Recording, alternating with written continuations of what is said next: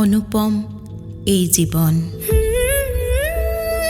ৰচনা আৰু পাঠ কৃতাঞ্জলি বৰ্মনৰ খণ্ড 2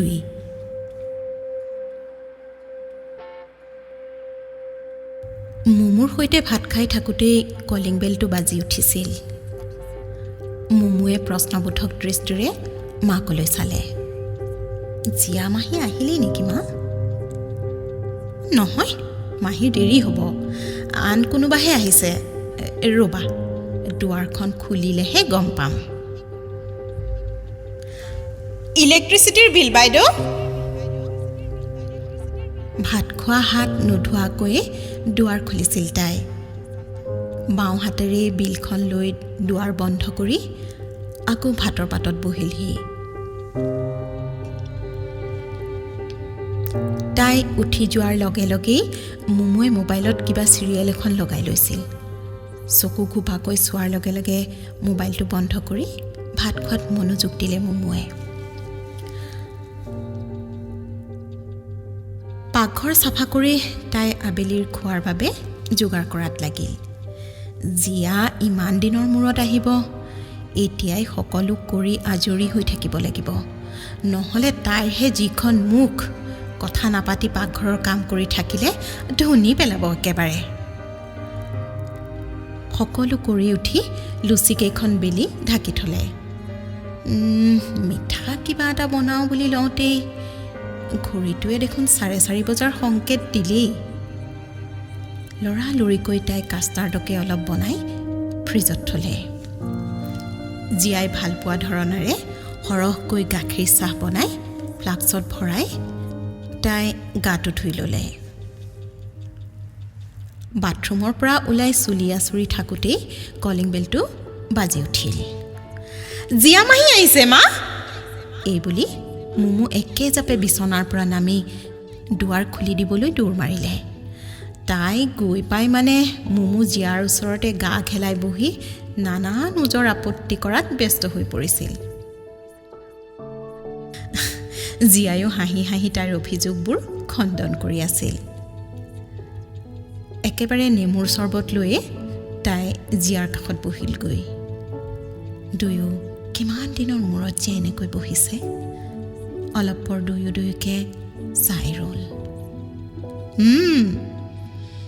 দেহৰ বৰ বিশেষ পৰিৱৰ্তন চকুত পৰা নাই। এতিয়া মনৰ কথা কওঁ। কিনো কয় অ' এজনীয়ে? মনৰ কথা দুয়ো ক'ম, অকলে মই নহয় দেই। হয়নে? পিছে পেটত একো নপৰিলে মোৰ কথা নোলায় দেই। মই একো লৈও অহা নাই তই কোৱা বাবে, কেৱল মুমুৰ কাৰণে চকলেট আৰু আম আনিছোঁ। অহ, হয়তো অফিচৰ পৰা বাহিৰে বাহিৰে অহা মানুহৰ যে ভোক লাগি আহে, তোক দেখি পাহৰিয়েই গ'লোঁ মই। হাঁহি মাৰি তাই জীয়াক ক'লে। তই হাত মুখকেইটা ধুই ডাইনিং টেবুললৈকে আহ।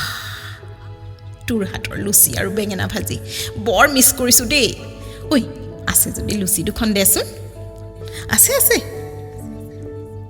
তিনিও নানান কথা বতৰাৰে খোৱা শেষ কৰে। মুমু উঠি গ'ল পঢ়িবলৈ। যাওঁতে জীয়াক যোৱাৰ সময়ত মাত লগাই যাবলৈ দঢ়াই দঢ়াই কৈ গ'ল। জীয়ায়ো হাঁহি সন্মতি জনালে। হাতত চাহৰ কাপ লৈ দুই বান্ধৱী বেলকনিত আৰামকৈ বহি ল'লে।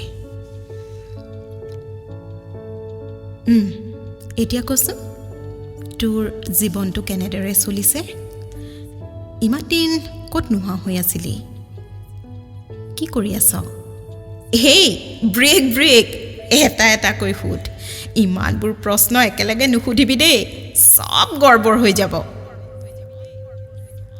হঠাৎ তাই গহীন হৈ পৰিল। ক'লে, তোক যে কৈছিলোঁ কাম এটা আৰম্ভ কৰাৰ কথা, তাতেই লাগি আছিলোঁ। কিছু কাম আগবঢ়ালোঁ। এতিয়া মোক তোৰ হেল্প লাগে।